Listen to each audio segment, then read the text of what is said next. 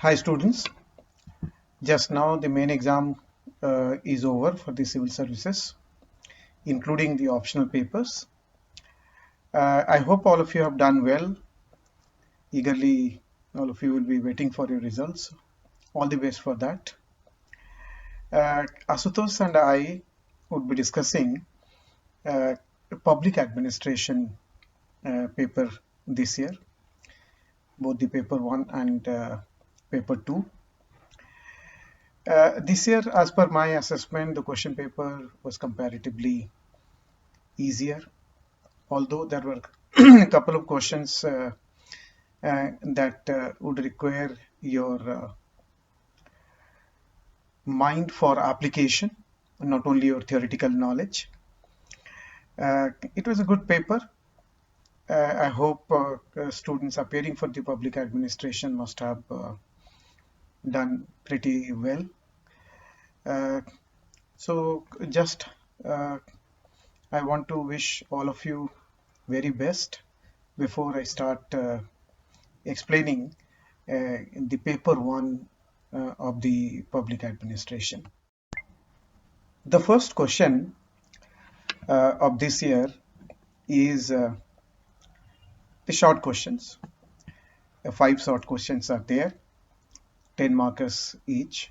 So that means you can invest very little time and use roughly around 70, 80, 90 or 100 words. The first question was,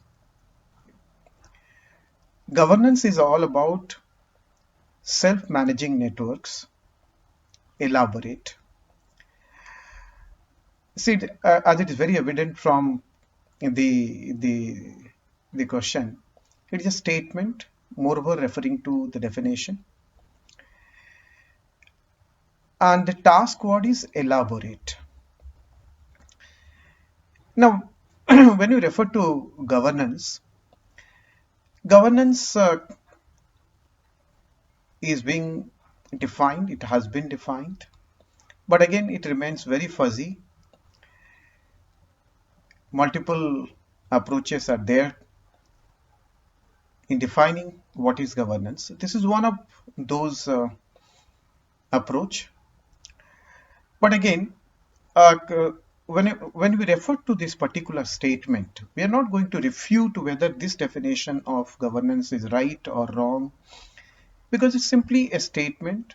One of the definition, governance is about managing self-organizing networks. Elaborate. So that is why this particular definition you need to elaborate. That means you need to expand what is this statement, what does this statement mean. Now, as all of you must have studied, that if you take into account governance, one major understanding today is it is almost replaceable with public administration. Traditionally, when you refer to public administration, it would mean the government in action. Government in action was responsible for managing public affairs, responsible for delivering public goods. So the centrality was the government. So public in public administration was government. But in the due course of time, government failed, or at least there was a perception of government failing. There was a lot of disappointment. And especially if you take into account towards 1980s, the public in this administration got redefined. No more it was restricted only to government. It started including number of other institutions as well, private sector, non-governmental organizations, civil society organizations. So the idea got redefined into majorly that is popularized through governance. So when we talk about governance, one predominant understanding is Okay, the managing of public affairs, not merely through government, but through multiple institutions. And these multiple institutions, they are not hierarchically superior or subordinate. Rather, they are co-equal to each other. Private sector organizations, they're self-organized institutions, self-managed institutions. Civil society organizations, self-managed institutions. So also the government. Although government plays a very critical role, a very crucial role in this, the central role in this. So when you talk about government governance, today governance would mean the redefined role between the government and society, whereby the government and the society, that would include your uh, non-governmental organizations, resident welfare associations, pressure group, varied of civil society organizations, including public media and as well private sector organizations, all of them in partnership with the government managing public affairs. This is what generally we have studied, and that is what this particular question is asking for. Maybe while writing, you have to be very crisp, you have to be very precise. In very few words, you have to present that how public administration in the due course of time towards 70s, 80s onwards is more, more and more being conceived in the form of governance. And as Lin and others would say, governance would capture two important perspectives. One, the institutional perspective as well as the networking perspective. And in this, the relationship between the government and the society is being redefined towards more of a partnership, even though the government continues to play the central role, the key role. In fact, this is what you have to write in this particular question. No need for criticism, no need for alternative views to this particular, because it is not asking for you to analyze or discuss. It's simply the task word here is elaborate. The second sub question of the first question is, two-dimensional taxonomy was used by Herbert Simon to describe the degree to which decisions are programmed or non-programmed. And the task word here is explain. See, okay, this is a statement which is merely explaining or moreover stating the basis on which Simon classified the decisions within the organization. The term that is to be noted is two-dimensional taxonomy. Taxonomy is classification. Two-dimensional. That means the Simon's classification of programmed and non-programmed is based on two dimensions. Now, what are these two dimensions? Uh, to be precise, these are problem identification and the other one is solution. Now, if you take into account Simon has discussed the decision-making process. Decision-making process involves the intelligence. The second stage is design. Third is choice. Maybe the fourth one that was added later on, feedback. In this, the first stage, intelligence, is moreover refers to identifying the problem, and the subsequent stages, whether design, choice, these are related to providing solution for the problem that has been identified. So the manner in which the problem is identified and the manner in which the solution is provided, that became the basis for Simon's classification of programmed and non-programmed decision making. Like when we refer to program decisions and non-program decisions, all of you must have studied that program decisions refers to repetitive decisions, and non-programmed basically refers to non-repetitive, novel or new decisions. So in this particular context, as far as the program decisions are concerned, in this, the problems are routinely identified. That means is already identified, it is already established, and solutions are also already chosen. On the other hand, when you refer to non-programmed, in non-programmed, uh, there is some sort of search for the problem because it's not already established. It's not an established problem. It's a new problem.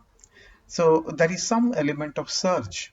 You're looking out for a problem. You just identified a new problem. And at the same time, as far as the solution is concerned, you're searching for the solution. So in the first case, the uncertainty is very less, certainty is very high. And in the second case, what we refer to as non-programmed, the certainty is less, uncertainty is comparatively higher.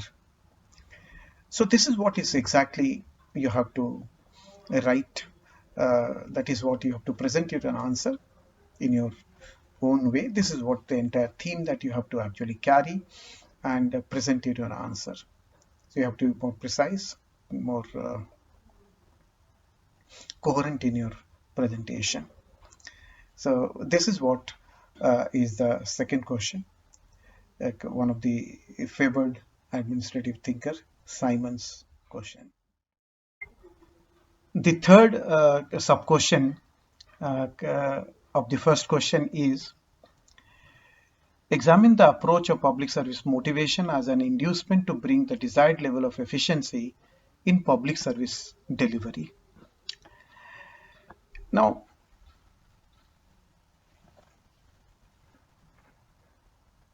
this is a question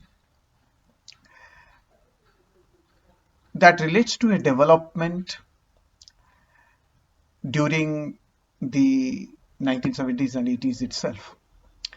It's also related to the period when there was increasing lack of confidence, lack of public confidence in the state and the members of the state. So during this late 1960s and 70s and 80s, there was increasing perception of the failure of the state in delivering goods and services.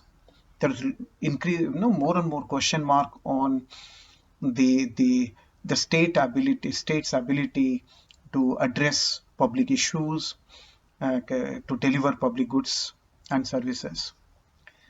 So in the backdrop of that lack of public confidence in the state and also the members of the state, number of approaches came up. All of you must have been aware of popular approaches like public choice approach, new public managerial approach. But one of the other approach that also came up during this period is public service motivation approach. In fact, this concept gained momentum during this period, 70s and 80s, to begin with in American context, and soon it was also popular in rest of the world. This concept, in fact, highlighted that how the government need to be more and more committed towards people, towards the interest of the people. The government as an institution, and the people who are employed by the government, they are the part of the government.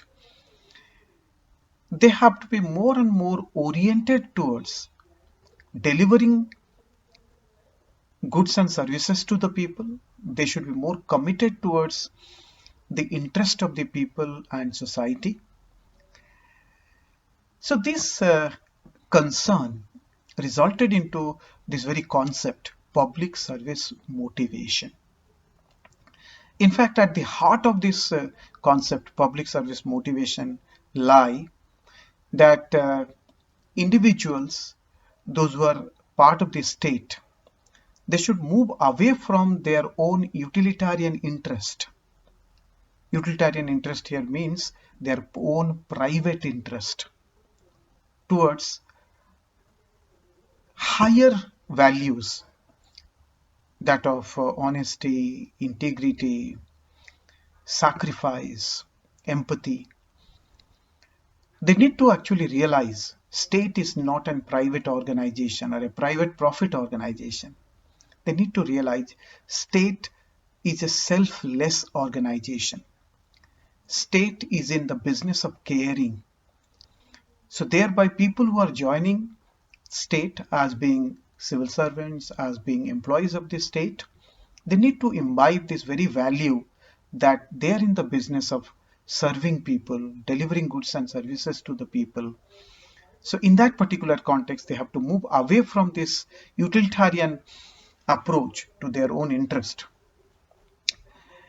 So quite naturally, if people are motivated by public service, they will be more willing to learn more, they will be more willing to help, they will be more willing to cooperate, they will be more willing to work hard, they will be passionate in doing their job, they will be passionate in formulating policies, implementing policies.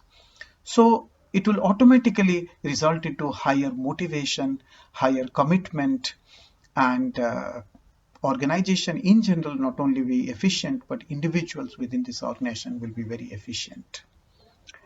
In fact, a very noteworthy work has been done by a number of theorists, including Perry and Weiss. So this is what you have to write in this answer. The fourth sub-question of the first question is, in theory, the civil society organizations promote cooperation between people and public service organizations, but in practice their activities restrict the promotion of government programs. Analyze. The task what is analyze.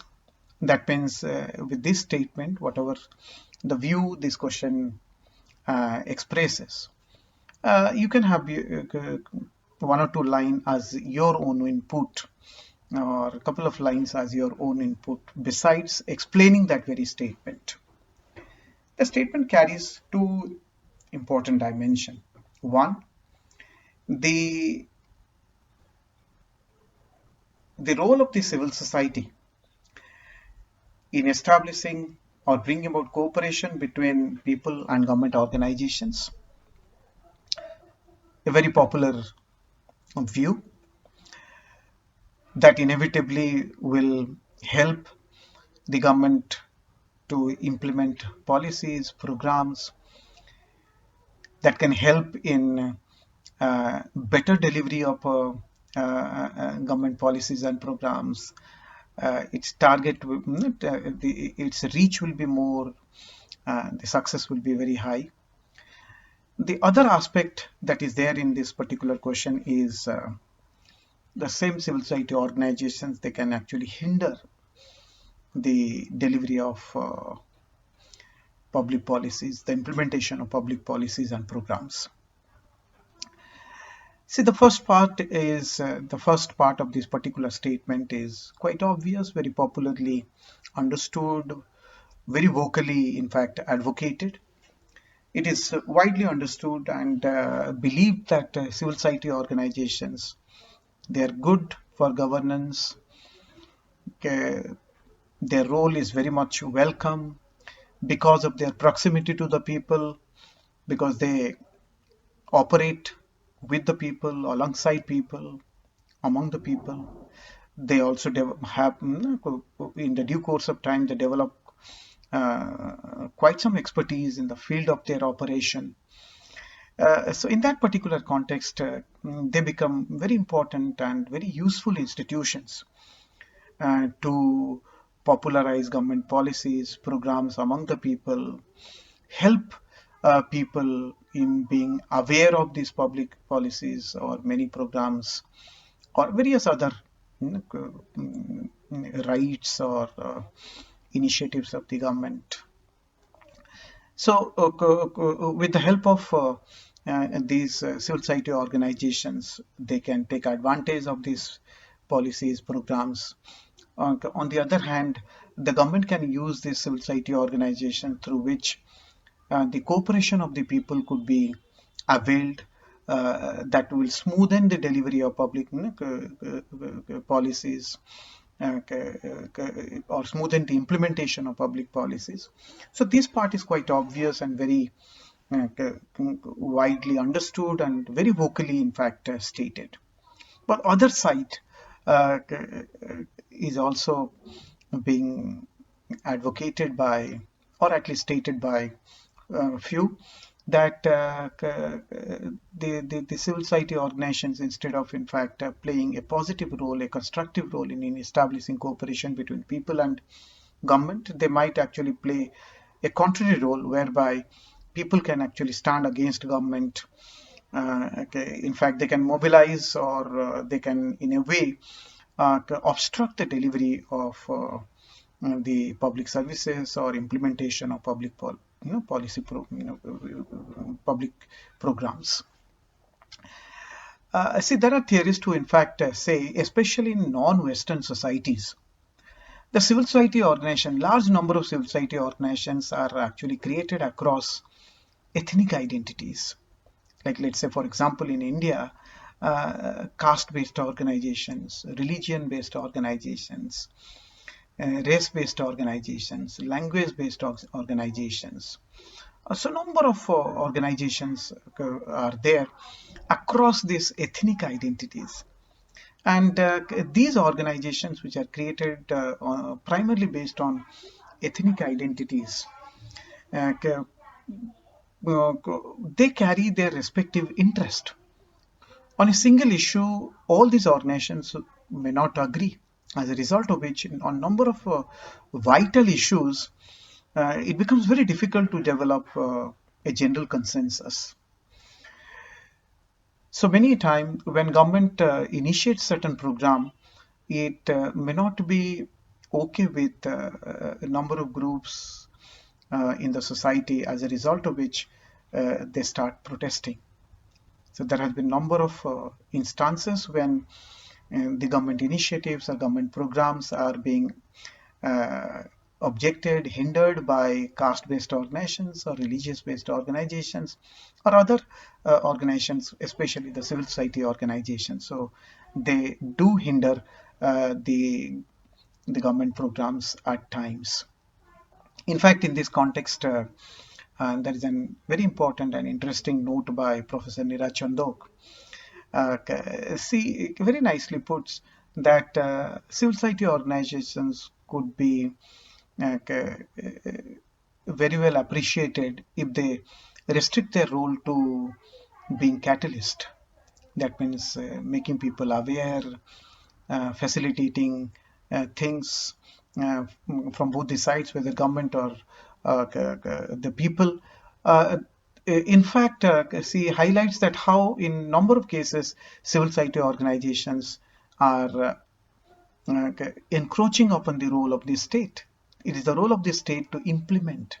It is the role of the state to carry out certain activities, some of the core activities of the state, whether some sovereign activities, administration of justice, deciding what is right and wrong, or implementing public policies. So these activities should rather be left to the state. The civil society organization rather be restricted. They should remain in the business of facilitating, mobilizing, or making people more and more aware, moreover playing the role of a catalyst rather than appropriating role of the state. The fifth sub-question of the first question is, Feyal and Taylor had different management perspectives while having similar goal of organizational efficiency. Comment. Possibly a very simple and straight question. By seeing this question, many of you must have become very happy. And straight away you can start writing without much of thinking. Uh, all of you have studied that these two pioneering theorists, as far as management or administration is concerned, they took two different approaches towards organizational management. While Taylor focused more on the soft floor level of the organization, Feyal focused on the managerial level of the organization. Taylor's approach was more engineering in nature. So okay, he focused more on how to do things efficiently, while Fayol focused on how to get things done efficiently. So the end goal, the focus of both the theorists, whether Taylor or Fayol, remained on organizational efficiency. But how to attain this organizational efficiency, both these theorists, in fact, conceptualized differently. While Fayol conceptualized that through a more managerial approach, uh, Taylor conceptualized the same through a more production oriented approach, a more engineering design approach. I think I should not be explaining more on this, because this is one of the simplest question, and all of you must have answered it very well. Now, the first sub question of the second question is behavioral approach has been questioned on the basis of its utility in the analysis of administrative problems. Discuss the weaknesses of the approach and the shift made therein. See, frankly saying, I was not expecting this question at all, because as far as behavioralism is concerned, we do study few behavioral theorists, but as an approach, it is long gone. It was a part of the syllabus prior to 2007. Again, a full-fledged question has been asked, although a 20 marker. Now, see, when we refer to behavioralism, behavioralism primarily emerged in public administration towards 1930s as a reaction to traditional public administration. It moreover focused on the scientific study of administrative behavior, the human behavior within the organization. It aimed at studying human behavior within the organization from scientific perspective. In fact, it aimed at developing the studies in the line of physical sciences or more natural sciences. It was introduced in public administration, we can simply say, with the Hawthorne studies, human relation studies, and it was further uh, enriched through the studies of Chester Bernard and more particularly Herbert Simon. But the question is not about what is this behavioral approach. Although to begin with, in the answer, a few lines could be devoted towards what is this behavioral approach. Moreover, this question is directed towards a criticism to the behavioral approach, that how it has very limited utility. It has weaknesses, especially in studying administrative problems. And the second part of the answer is what are the shifts made therein? Because of these problems, what are the shifts that was followed? Okay. See, behavioral approach, although was an important, useful approach in the study of administration that helped develop uh, uh, analytical tools, a large number of experimental studies. Uh, c- uh, it did introduce more scientificism into the study of administration. It brought in more and more interdisciplinary studies. It helped in cross-cultural comparative studies. But again, it had serious weaknesses, especially its ability to study administrative problems. Since it focused on studying administrative behavior from a scientific point of view, very much in the line of the physical science or natural science. That means uh, it wanted to quantify the administrative behavior. It emphasized on fact and rejected values. So, if you take into account administration and administrative behavior, there are two important things we need to take into account. One, that the human behavior is a very complex phenomena. Human behavior involves human emotions, human values, a number of factors. So these studies, the behavioral studies that aims at studying human behavior from only observable perspective, from the fact perspective, it simply becomes inadequate. It is not possible to study the human behavior that is uh, motivated through human passion, emotion, multiple value premises. So it is one of the major weaknesses because the human behavior cannot be completely captured through this type of quantifiable scientific studies. At the same time, the behavioral approach remained hugely or majorly focused towards theory building, and in a way, it ignored the issues and problems. So it could not actually completely or fully able to capture the administrative issues.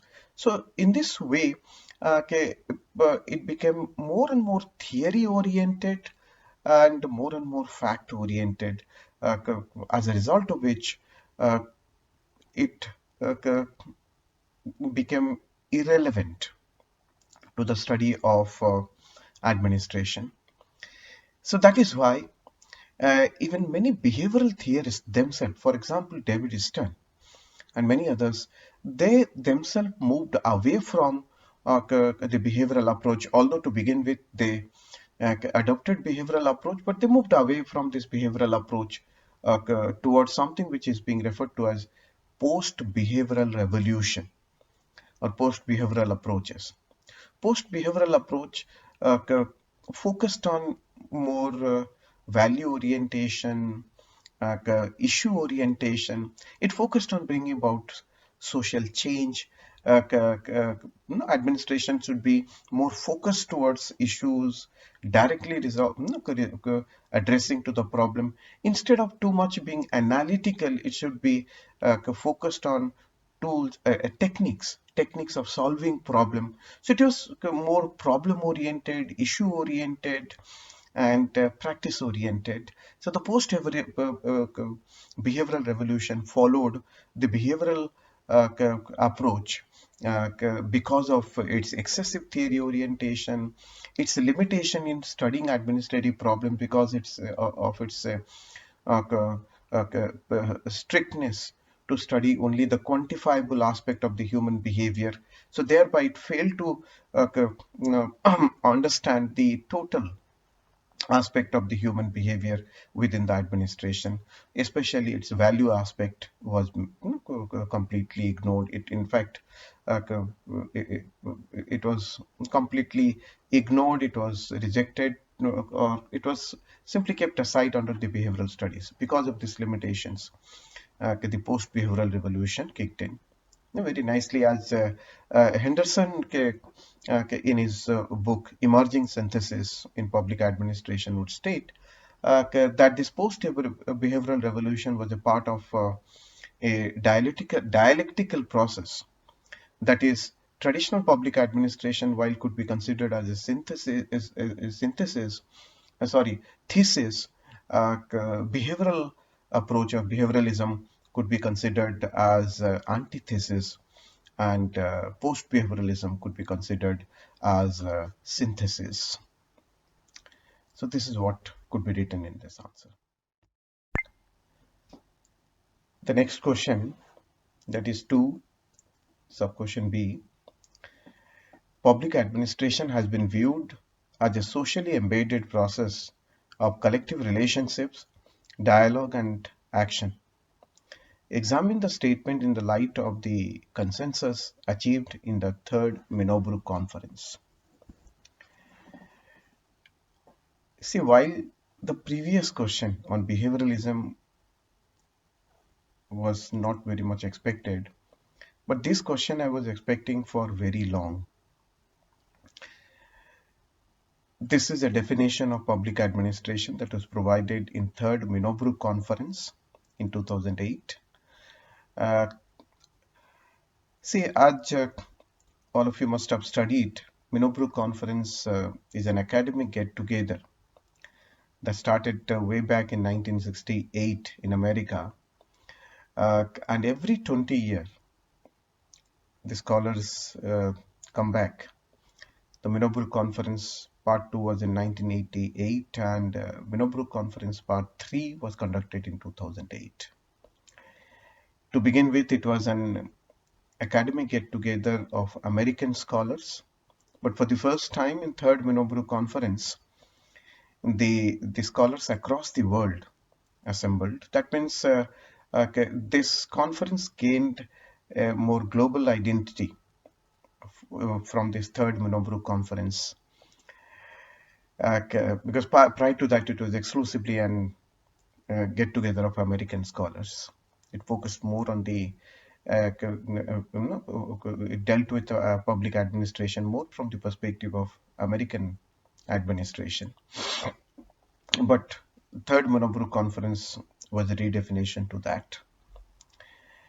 But see, this scholars, they come together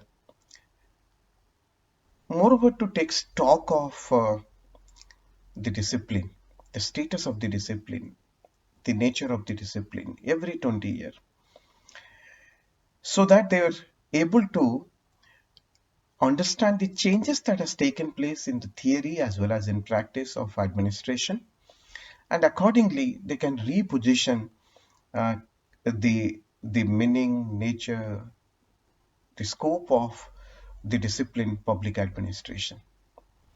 Similarly, in 2008, when the scholars they came together, accordingly they took note of the development that has taken place during 80s, 90s, or early 20th century.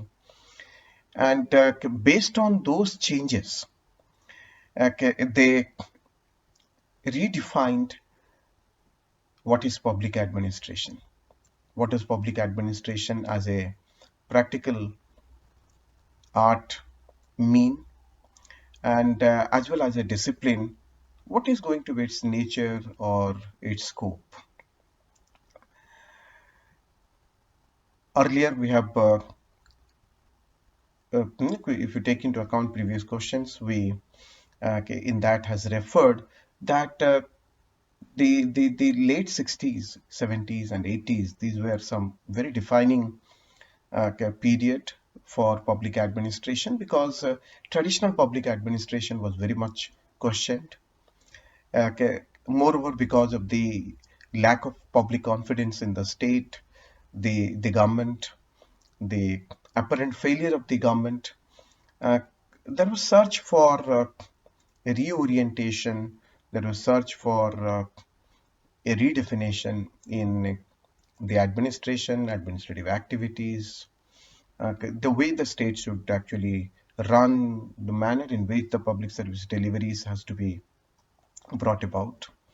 So one major emergence during this period was governance, as all of us have studied and also know that this governance has virtually captured the public administration itself. Now, in that backdrop, this definition is meaningful because conventionally, as far as administration is concerned, administering is concerned, the management of public affairs are concerned, the delivery of public goods and services are concerned, it was considered to be the sole responsibility of the state. The state, or moreover the government, was a singular institution carrying out these responsibilities, although the private sectors were existing and operating. But as far as public administration is concerned, the public in that was exclusively considered to be the state or the government. But following this period, this was redefined in the sense that as far as the various issues of society are concerned, whether education, health, sewage, drainage, no, whatever public affairs are concerned, these concerns everyone. And unless each and every institution come together, including the people themselves, uh, collaborate with each other, it is not possible to address these issues satisfactorily and successfully. So it is a concern of all. Health is a concern of all. Education is a concern of all. Uh,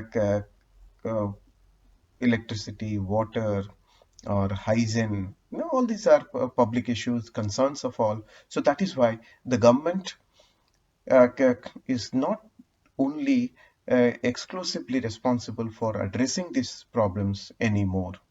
The government, along with other institutions in the society, they have to come together, collaborate with each other, and collectively they have to address these problems. And collectively they have to address these problems in order to maximize the benefit for all. So the idea of public administration got redefined during this period, and this was in fact captured in the third Minobrook conference in 2008. That is why, if you take into account the definition that was proposed in this conference, it reads: public administration has been viewed as a socially embedded process. That means it's no more an external process from that of the society. The state is an external institution, and its responsibility is to deliver goods and services towards the society. It has to bring about order in the society. No, it is a socially embedded process. It is a process that is a part of the society itself. The various institutions in the society, it has to be collaborating with each other. They have to network with each other.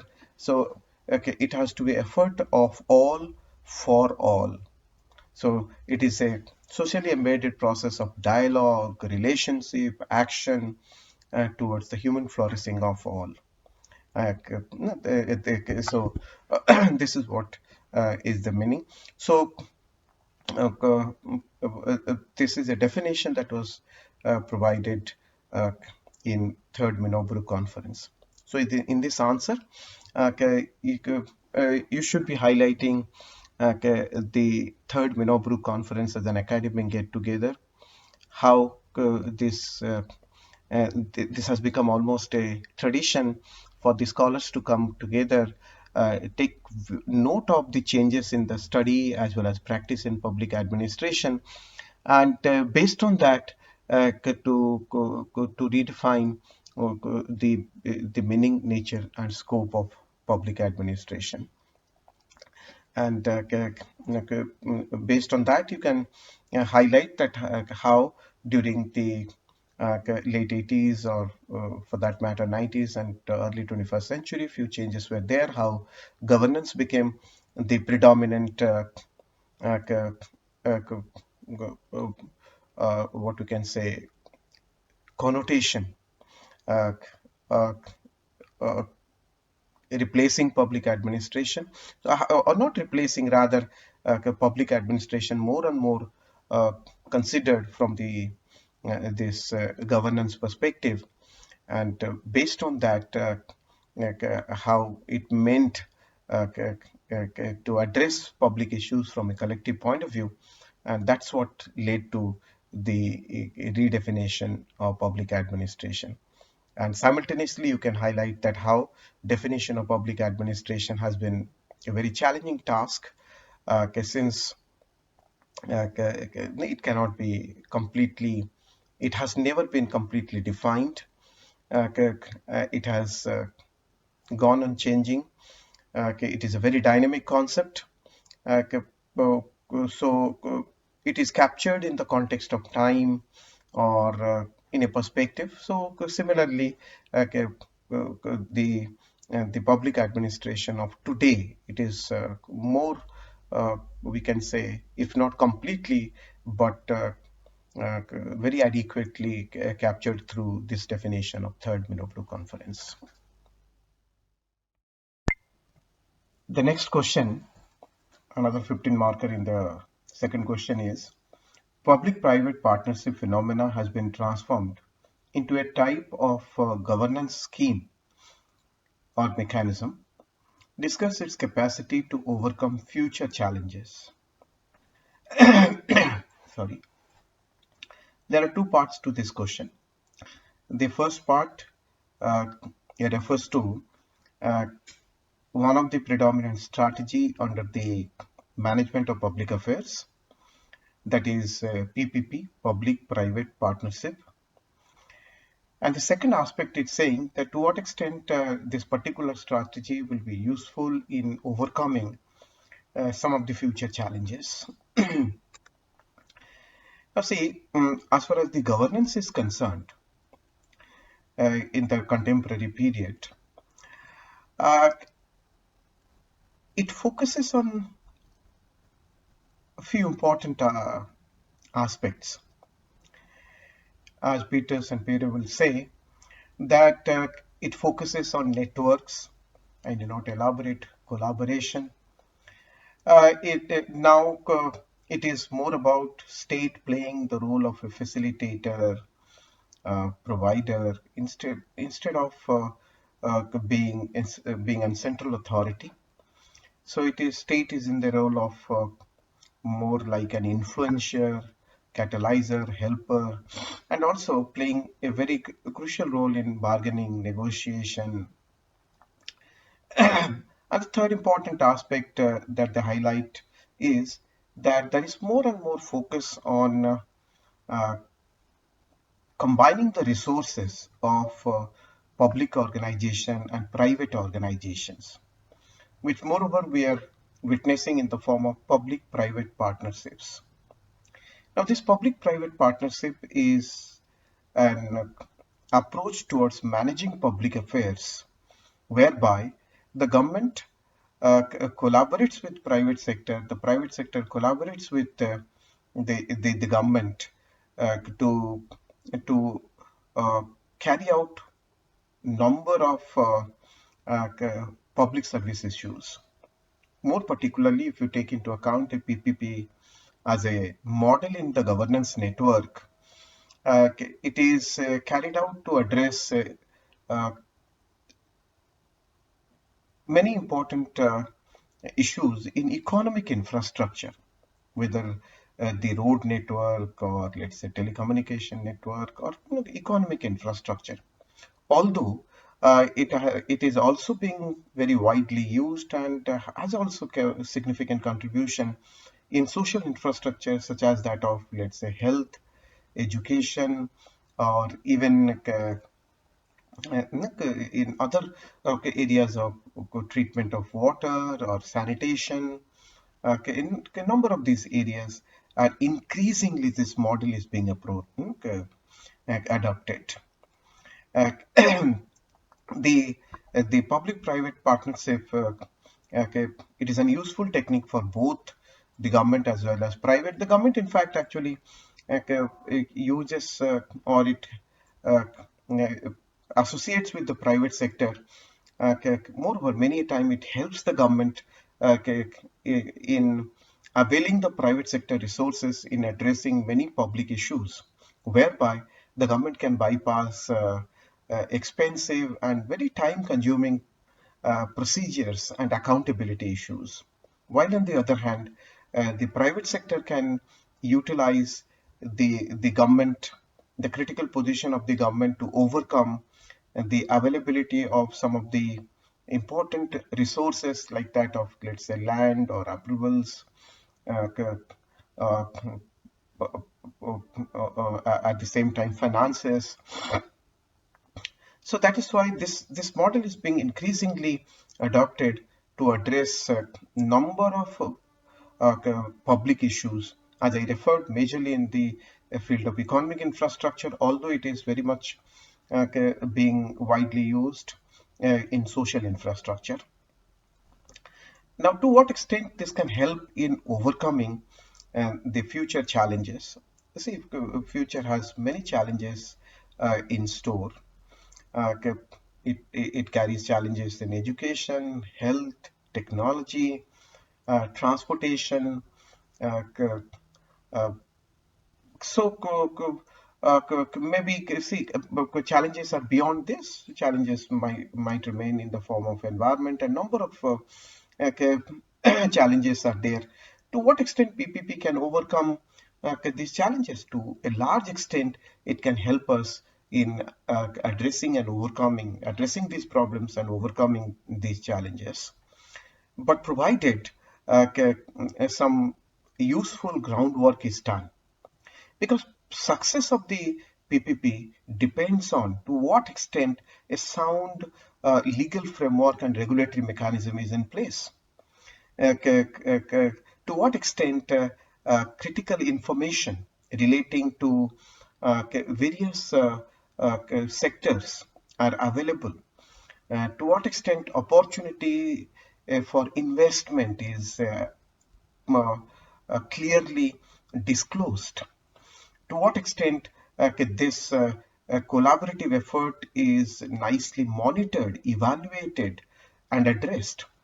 To what extent people are satisfied with this initiative, to what extent that purpose is being addressed, the performance is adequate. So all these things depends on the are critical to the success of PPP model. So if the public-private partnership is carried on by taking into account these things, like a sound regulatory mechanism, adequate legal framework, proper strategic planning in which the various investment opportunities are adequately disclosed, uh, adequate information is made available on various sectors of the economy and society, uh, close monitoring, proper monitoring, at the same time, the user satisfaction, the people are satisfied ultimately with the services that is being provided, the stakeholders are adequately satisfied, the government is satisfied, private sector is satisfied, okay, and the private sectors, those were selected on the basis of very competitive, very fair, transparent bidding process, or any process that is transparent, competitive, fair.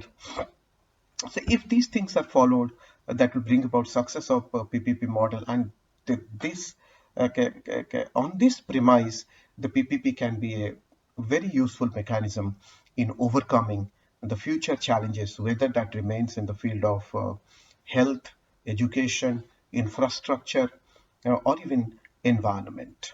Like, let's say, if you take into account the recent pandemic, the it has been a process that has involved both private sector, the fighting of the pandemic.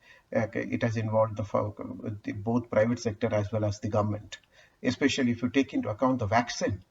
It is maybe we can say it's a extraordinary effort that has combined the resources of government and private in a collaborative way at the global level.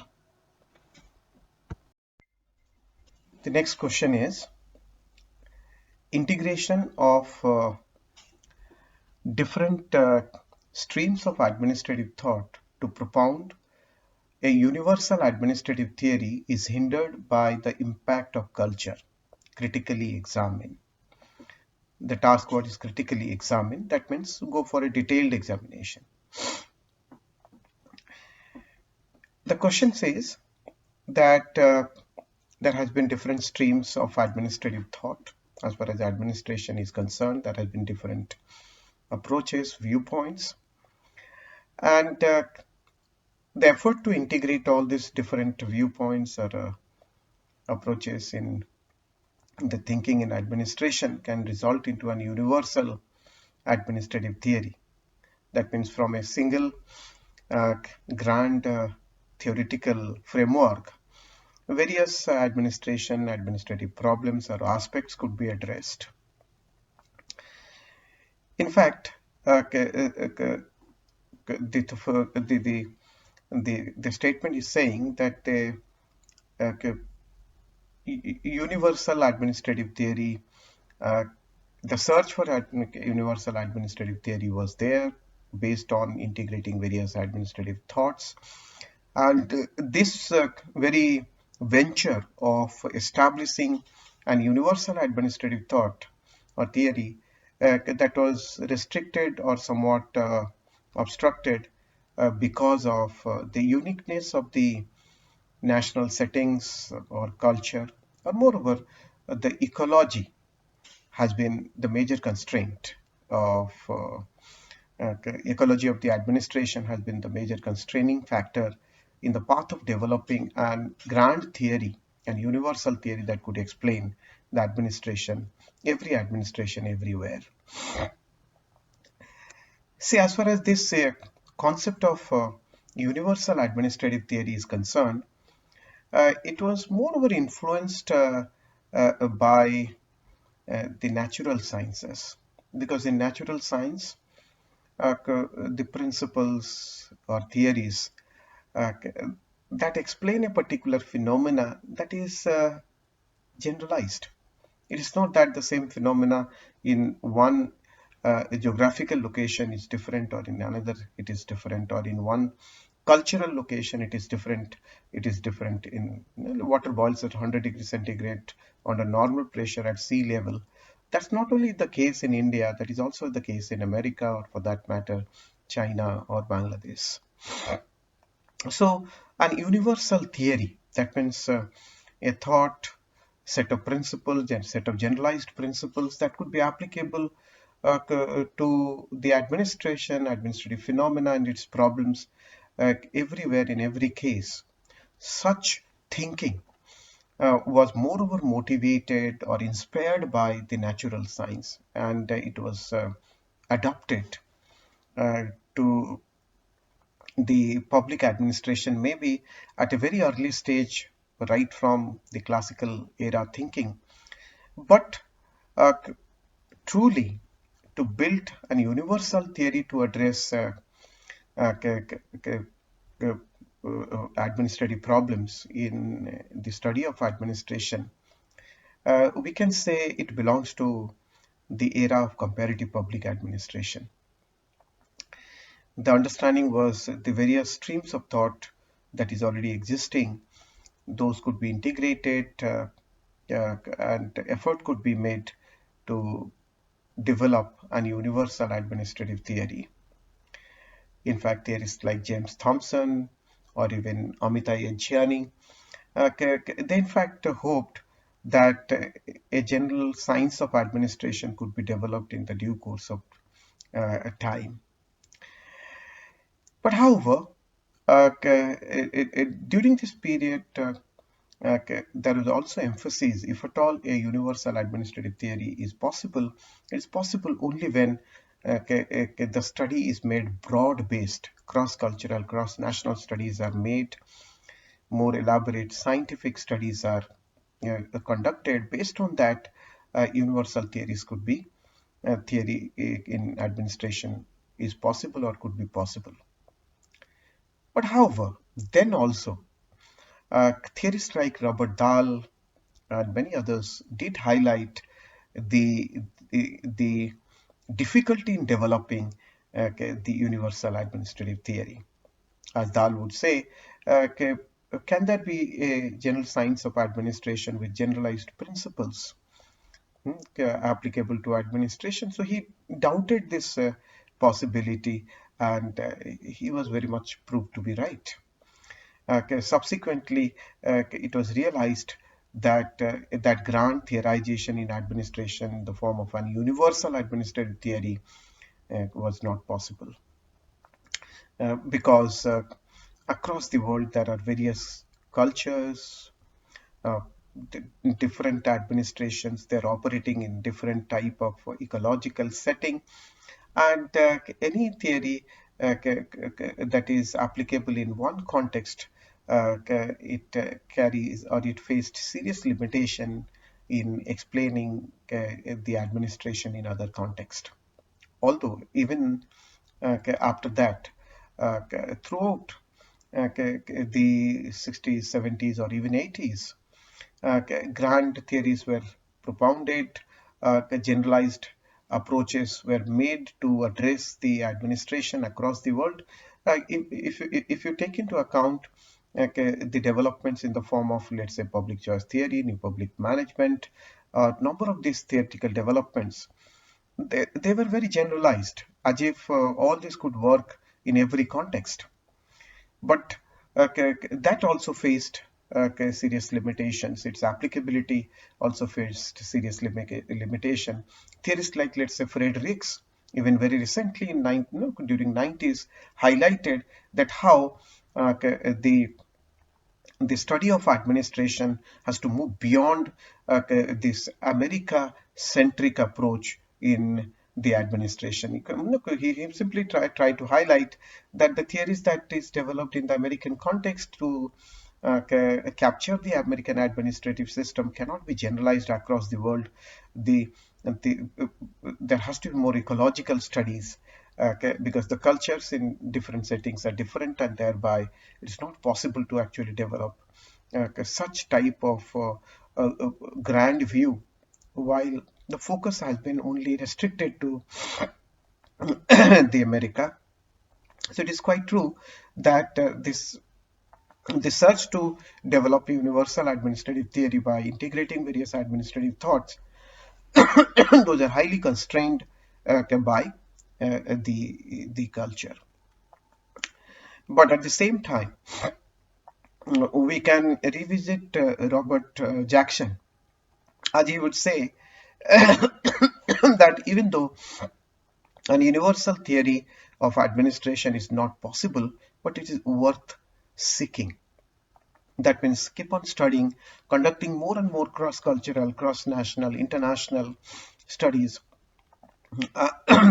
conducting cross-cultural studies at subnational level, national level, supranational level, conducting more international studies, studying more international bodies, and this can help us to develop understanding with regard to administrative systems, the patterns in administrative systems across the world. So although a grand universal theory of administration may not be possible in the near future, but it is very much worth seeking. The next question, that is judicial review, prevention of misuse or abuse of administrative power, and provision of suitable remedies are the basic principles of administrative law. Justify as how various organs of the state are able to uphold these principles.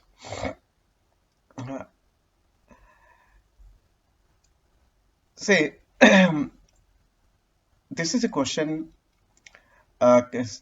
moreover, relating to one major perspective on definition to administrative law.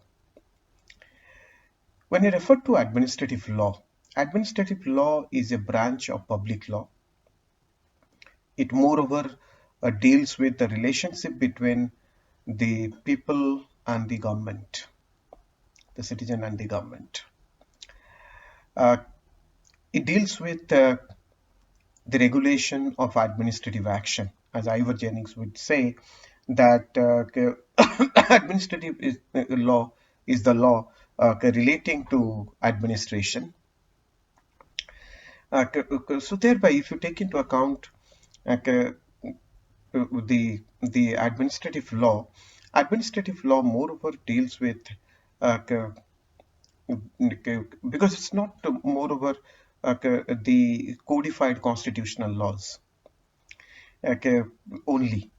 Okay, the administrative law moreover deals with the organizational power, procedures, and also the judicial and quasi-judicial controls imposed upon the administration. So the administrative law not only in a way empowers the administration with the power of action, but at the same time it in fact more accurately defines the role, responsibility, duties of the administration, and at the same time, the administrative law relates to the control mechanism that keeps the administration within its limit, so that the citizens' right are not encroached upon, people are not harassed, so that the administration is not misusing or abusing administrative powers. So that is what we mean by administrative law. So in that particular context, the basic understanding that we have to take into account is that administration is an agency that exercises power. It exercises authority in order to deliver goods and services, or in order to regulate or manage various public affairs. So since it has responsibilities, it also has power. But this power can be subject to misuse, or it can be abused for private interest, for vested interest. So in this particular context, the administrative law gains significance because it is also about the various mechanism to control the abuse of power by the administration, or misuse of the power of the administration, so that administration always operates within its legitimate boundary. Okay, so in that particular context, the various organs, it's not only these limits are imposed by the judiciary, but various organs, they play important role in this particular context. Like, let's say if you take into account the executive, within the executive there are various laws, whether the laws relating to preventing of corruption or code of conduct, or at the same time the systems of administrative tribunals, the quasi-judicial institutions that actually imposes restrictions. It puts the administrative power within control. Similarly, if you take into account legislature, the legislature with its power of questioning, with its power of defining the laws, rules, and regulations, its power of oversight over the administration, it puts the administrative power under check. And in that particular context, if you take into account judiciary, certainly the judiciary plays a very critical role through its power of judicial review, judicial interpretation, its power of prosecution. It plays a very important role in putting the administration under check, its power under checks, and preventing the misuse or abuse of power. So this is what we have to deal in this particular question.